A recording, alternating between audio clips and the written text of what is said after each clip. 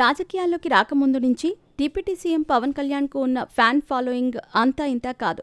Politics వచ్చిన తర్వాత ఆయన క్రేజ్ విపరీతంగా పెరిగిపోయింది.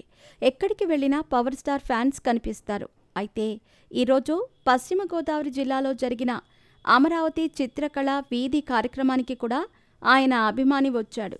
ఏకంగా రక్తంతోనే చిత్రాన్ని గీసే పవన్ కళ్యాణ్పై తనకున్న అభిమానాన్ని చాటుకున్నాడు.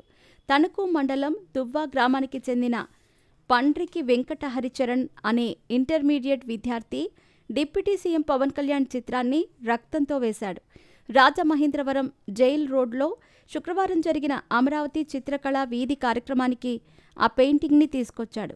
దాన్ని రాష్ట్ర పర్యాటక, సాంస్కృతిక, సినిమాటోగ్రఫీ మంత్రి Kandula Durgesh, deputy speaker Raghuramakrishnamraju, Rajahmundry MLA Adireddy శ్రీనివాసులకు అందజేశాడు. ఈ కార్యక్రమానికి పవన్ కళ్యాణ్ వస్తారని అనుకున్నానని, కానీ ఆయన రాకపోవడంతో పెయింటింగ్ని చూపించలేకపోయానని హరిచరణ్ తెలిపాడు.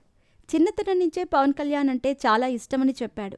పవన్ కళ్యాణ్ బర్త్డే రోజు రక్తదానం చేసినప్పుడు కొంత రక్తం తీసుకుని పెయింటింగ్ వేసినట్టు చెప్పాడు.